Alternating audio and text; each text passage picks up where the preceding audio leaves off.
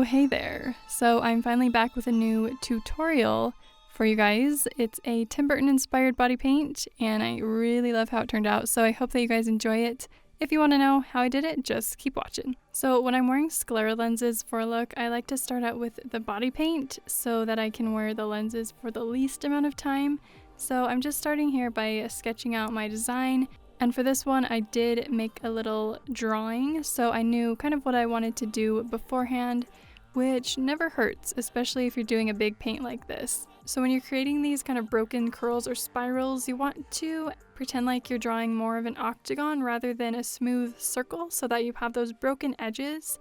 And then when you get to the end, you want to make that little curl, if you know what I mean. Then I'm outlining my sleeves, and I'm starting with a little band that goes around the arm, and then I wanted raggedy edges for the bottom of the sleeve. And then I'm taking a black eyeliner and outlining where I want to black out my neck and my shoulders and my arms later on. And then I'm also adding 3 red stripes down the neck. Everything outside of the black lines is later going to be filled in with black. Everything inside the red lines is going to be red, and then the rest is going to be purple. So we're starting out with that purple, and this is a purple cream makeup, and I'm applying that using a sponge all over that base area, and then using a small concealer brush to help me get along all of those edges and curls. Then once I have that applied, I'm going to again go back in with my sponge and blend everything out, and don't forget about your arms. Then once we have our purple base down, we're going in with a white cream makeup using that same sponge to add some highlights. Since these are both cream makeups, they're going to blend together really nicely, and then once everything's down, we're going to set everything from the neck down using a colorless powder, and I like to go in with a very generous layer, and then you're going to brush away all of the excess. Then we're going to fill in all the red outline areas using a red water-activated body paint. I'm starting out using a foundation brush just to get the basic shapes, and then going in with a smaller, more precise brush to get all of the details and sharpen up all the lines.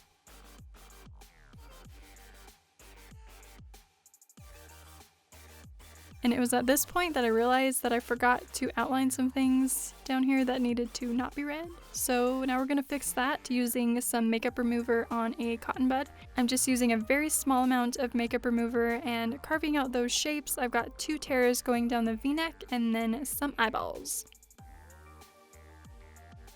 I'm then filling in the eyeballs using a white eyeliner, and then the tears are going to be filled in with our skin color, which in this case is the purple. Then we're going to go over and powder that just like we did the rest of the body. Then we're going to be good to go. To make the eyes more opaque, I'm going over the eyeliner using a white water-activated body paint, and then I'm going to add some pupils using a black water-activated body paint. And for these, I'm using a small detail brush, and starting out small and then building up the shape. Using that same brush and body paint, I'm going in with a small amount of product to just get the base outlines. And then I'm going to thicken around the center part of the eyes to start adding some dimension. Then we're going in with a dark brown eyeshadow to add some shading around the eyes as well as on the whites of the eyes, blending it from the corners and toward the center. This is really going to help our eyes start coming to life. Then we're also adding some shading along those tears down the v-neck. Then going back in with that white body paint to add some reflection dots to the eyes, and then we're going to darken all of our shadows using a black eyeshadow. And this is again really going to help everything look a little bit more realistic and dimensional.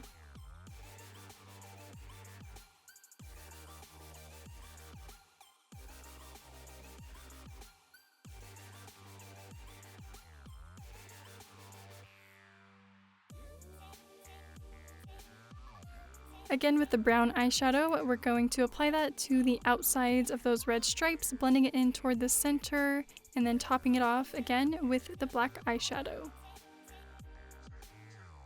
And again, we're adding some more shading around the shape of the dress and around these spirals, just to make everything look a little bit more like it's popping off of our chest rather than just sitting flat. And then I also added some cleavage shading, which I didn't love in the end, but it's okay.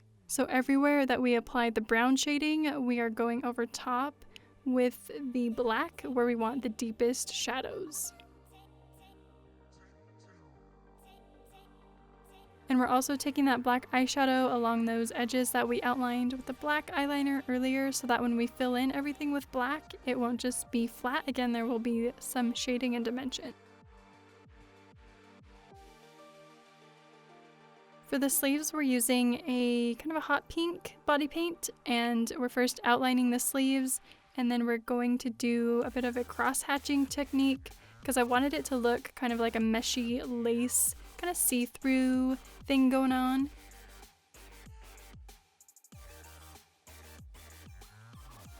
And then I decided I wanted the little strap to actually go around the arm, so I'm erasing what I had before and curving it up and around the arm.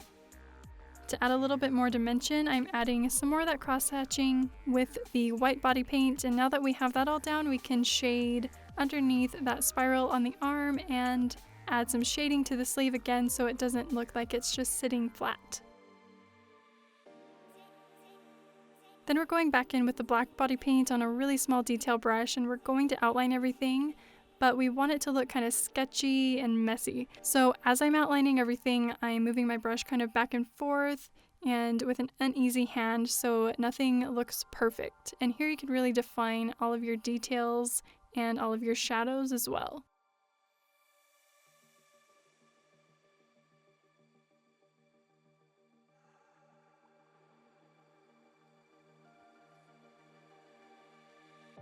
I decided to contour my collarbone, so I went in with that brown eyeshadow and contoured above and below, and then added some of my sketch lines there as well. I decided to add some of the cross-hatching with the black around the outsides of the sleeves as well as around the outsides of our top.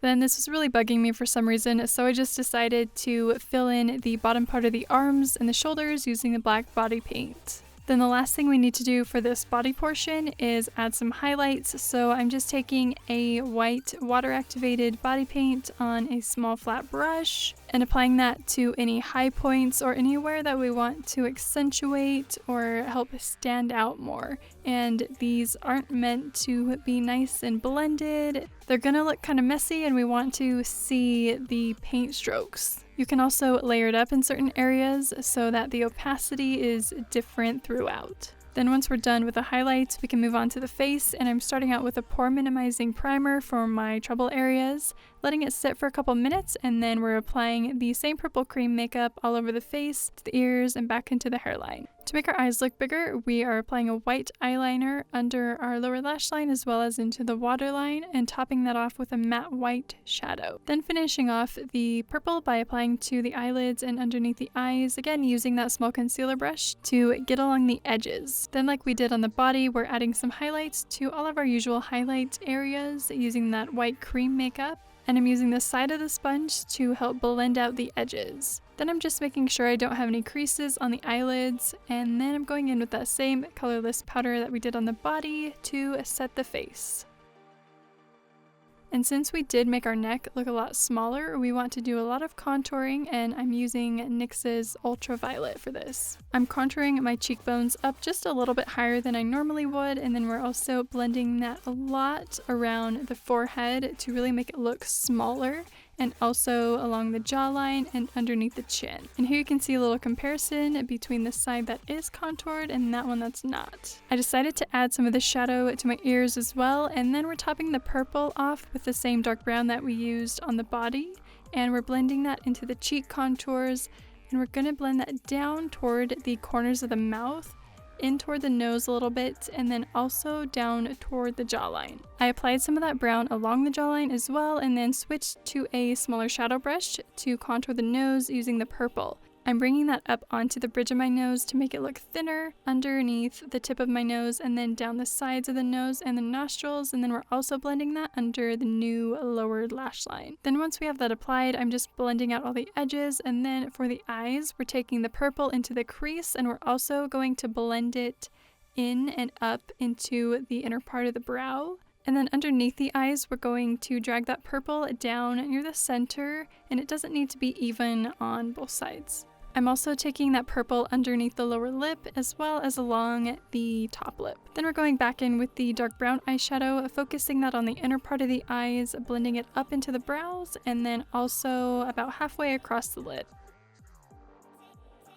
Then to deepen that inner part of the eye even more, we're adding some of the black eyeshadow, blending that into the brown, and then we're taking the brown along that new lower lash line, kind of dragging it down again, and then adding the black to the very center, again blending it out just slightly, and then we're not dragging this one down, we're just stippling it, and then blending it out to make it look kind of smudgy. For our highlight, we're using an iridescent pinky purple shade and applying that to the tops of our cheekbones, along the bridge of the nose, the forehead, the cupid's bow, and also down onto the neck and body.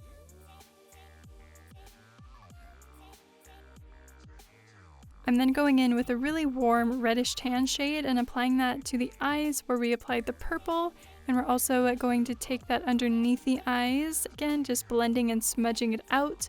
And then we're also going to use this for the nose contour, and this time we are going to curve it in near the center and then out once we get toward the bottom to give it a bit of shape. Then I'm just smudging it out even more under the eyes, just using any leftover shadow, and for the brows I'm using the NYX Brow Gel, and I'm pretty much keeping with the natural shape of my brows and then curving it up at the inner part for that kind of classic Tim Burton brow, and then again connecting it down to my natural brow, and then combing out any extra product. I'm applying the highlighter shade to the brow bone as well as just above those curves on the inner part of the brows. I decided to add some red to the eyes, so I'm starting off with a cream base and stippling that on to the center of the lids and blending out the edges and topping it off with a really bright red shadow. Again, blending out the edges to make sure they're nice and soft.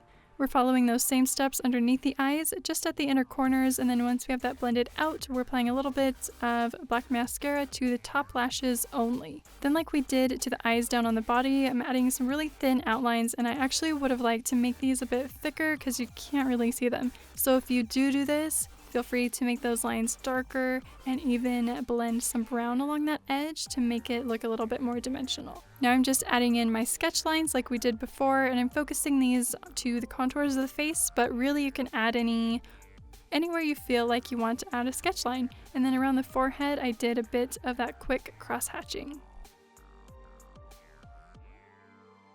Lining down the contours of the nose as well as underneath the tip of the nose, and then I'm adding some of that cross hatching down the sides. I decided to add some lines around the tip of the nose as well, and then some smile lines coming out from the corners of the mouth and curving them into little spirals like on our dress. I'm then lining and filling in my lips using a purple lip liner, and we want to make sure to extend the corners of our mouth out so they connect with those swirly smile lines. We're topping that off with one of the NYX Liquid Suedes. This one's in the shade Oh Put It On.